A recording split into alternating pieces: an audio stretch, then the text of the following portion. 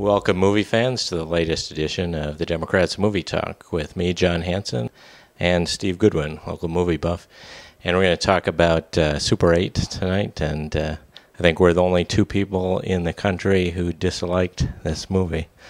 But, it's from J.J. Abrams and Steven Spielberg, and everyone loves it. And I liked the kids in this movie so much, and they've been compared to the Goonies and Stand By Me. I love their chemistry, and the fact that it takes place in the 70s is so real, and they undercut it with a ridiculous emphasis on noises and monsters and all that stuff. Rubik's Cube pieces that go together. J.J. Abrams made one of my favorite movies, I believe it was last year, in the reworking of Star Trek, which I thought was one of my top 10 movies from last year. I loved it. 2009, 2 years ago. Sorry, time flies.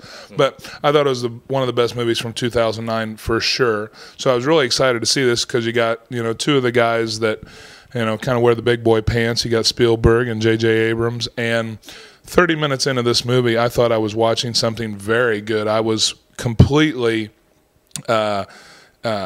fascinated with the kids' characters. I love the young man that was directing the movie. I thought he had great chemistry. I liked all the friends. I thought the girl in the movie was fantastic.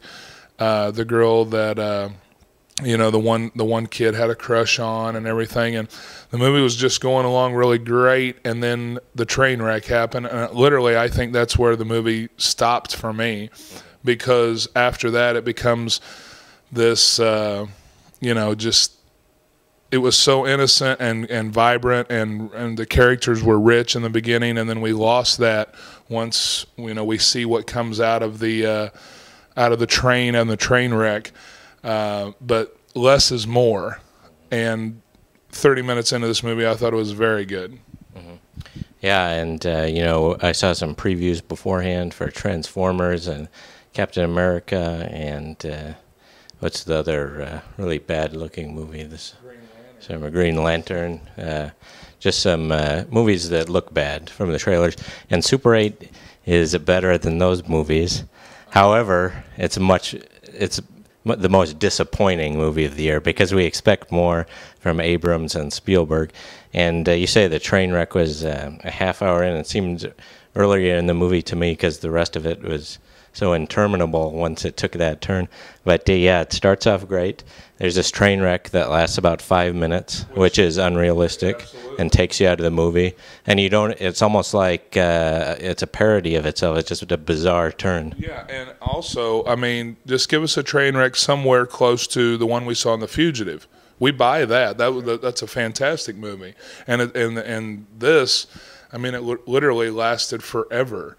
And, my thought was, well, if he can bust out the alien that is in the train, if he can bust out while it's just laying over inside, why can't he bust out when it's traveling down the tracks? It's just, there's just so many things that I have a problem with this movie because I expected so much, because those two have kind of laid the groundwork of obviously Spielberg as a youth. That's the great part about E.T. We kept with the kids the entire movie. The movie itself falls short because we don't get to see the movie. We don't get to see the kids, who were excellent the whole way through, and that's the story it should have been. So I'm going to give it. This is the worst review I've given so far. This is a 1. This is a skip it.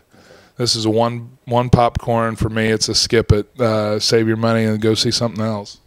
Okay, well, like I say, there's some really bad movies out there, and as disappointing as this one is, I don't think it's that bad. So I'm going to say, even though we're on the same page, I'm just going to be more generous and say 2.5 buckets of popcorn. I'll give it 2, which is a rent. And then it gets an extra half just because that cast is so good. Yes, I agree.